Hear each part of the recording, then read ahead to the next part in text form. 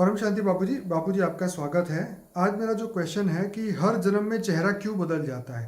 अगर व्यक्ति सेम है, आत्मा सेम है, तो चेहरा भी हर जन्म में सेम होना चाहिए। तो ये चेहरे बदल जाने का, रूप रंग आकार, हाइट, बॉडी वेट सब बदलने का कारण क्या है? देखो, आत्मा जो मनुष्य को शरीर धारण करती है ना, तो मनुष्य का रूप रंग आकार मतलब शरीर पूरा क्यों हर जन्म में अलग होता है।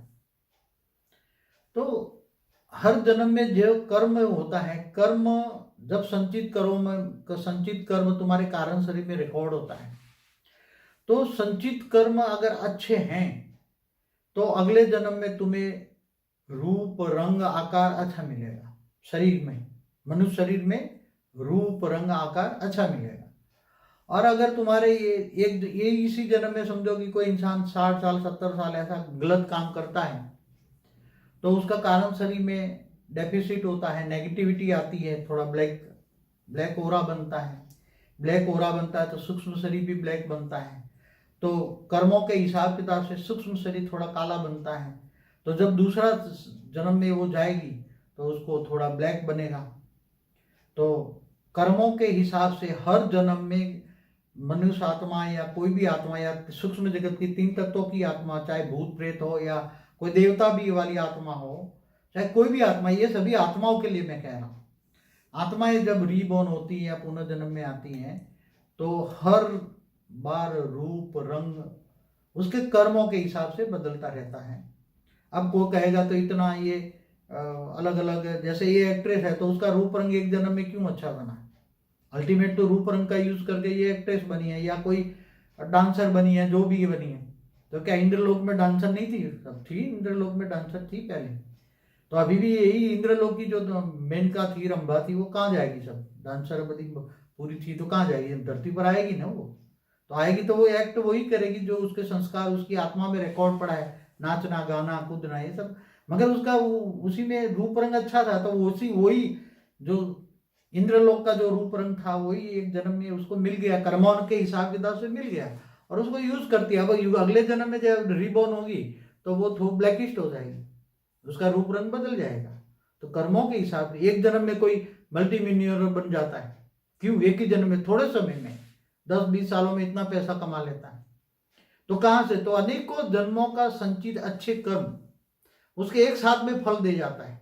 उसका भाग्य एक साथ में फल देता है, और भाग्य इतना फल देता है तो बहुत पैसा कमा लेता है। मगर जब वो पैसे को संभाल नहीं सकता, अगर अच्छे काम में लगाए, अच्छे कर्म में लगाए, तो वो दोबारा भी अच्छे कर्म बना सकता है, अच्छा भोग भोगता है, मगर कई बार वो पैसे नहीं टिकते।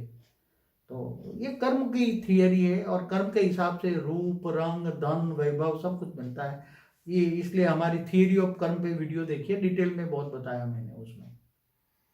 चलिए बापूजी, ये तो बात समझ में आ गई कि कर्मों के फल के अनुसार ही भाग्य भी बदलता है, और शरीर का आकार और बॉडी और रूप रंग सब कुछ बदल जाता है। जन्म का जगह भी बदलती रहती है। कभी अफ्रीका माता में, पिता भी कभी बदल कहीं। जाते हैं। हाँ, हाँ। अफ्रीका में निग्रो भी बन सकते हैं। तो वो आत्मा के कर्मों के ऊपर डिपेंड है कि कर्म बंधन किससे जुड़ा था। जहाँ कर्म बंधन जुड़ा है उसी के पास जाना पड़ेगा। अगर हमने हमारे कर्म बंधन हमने ऐसे लोगों से जोड़ के रखे हैं, तो अगर वो नर्क में जाने वाले तो फिर हमें भी वही नर्क में खींचेंगे। तो कहते हैं ना कि बुरा करने वाले के साथ दोगे तो बुरा तो आपका होगा ही होगा। ऑब्वियसली है, राक्षसों के साथ, हम्म। असुरों के साथ तुम जुड़े हो। जो असुर जैसा काम करता है उसको असुर कहेंगे हम। हम्म। जो उल्टा काम करता है, लोगों को दुख देने का काम करता है, लोगों को रुलाता है, तो वो असुर ही है। तो उसको तुम साथ दोगे तो बट नेचुरल तुम्हारा भी दुर्भाग्य बनेगा ही बनेगा। तो अगर वो अफ्रीका में जंगल में जाएगा तो तुम्हें भी ले जाएगा दूसरे जन्म में।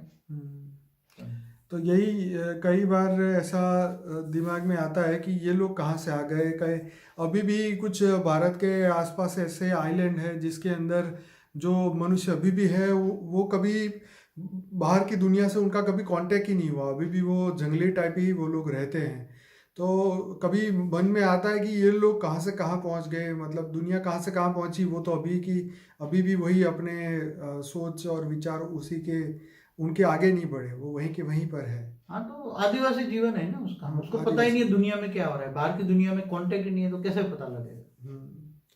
तो शायद चलो वो अपनी दुनिया में मस्त है, पर बात यही है कि कर्म का फल जो है हर जन्म में हर आत्मा के साथ रहता है, वही प्रारब्ध बन के जो है हर आत्मा के साथ में जाता है। तो बापूजी आपने बहुत बढ़िया समझाया था थियरी ऑफ कर्म के जो हमारा वीडियो है पार्ट 1 और 2, जरूर से देखिएगा सभी लोग। अंश और में लाइफ आप आफ्टर डेथ भी जी देखें तो लाइफ आफ्टर डेथ में भी मैंने कई एक्सप्लेनेशन दिए, कई वीडियो देखोगे जी तब पूरा जवाब मिलेगा। एक दो वीडियो देखने से नहीं, अनेक वीडियो देखोगे तो हर प्रश्न का जवाब नहीं, मिलेगा। लाइफ आफ्टर डेथ वीडियो बहुत अच्छा है, 18 लाख लोगों ने देखा है, 10,000 से ज़्यादा लोगों ने लाइक भी किया है। तो ये सभी लोगों को रिक्वेस्ट है कि जब भी आप वीडियो देखें तो लाइक ज़रूर करिए, ताकि जितना लाइक बढ़ेगा तो यूट्यूब को लगेगा कि ये वीडियो बहुत अच्छा है, तो वो आगे और लोगों को वो दिखाने की कोशिश करेगा, तो इसमें सभी का फ़ायदा होगा। तो इस ज्ञान को आगे बढ़ाने के लिए आपका शेयरिंग जो है सबसे इम्पोर्टेंट रहता है।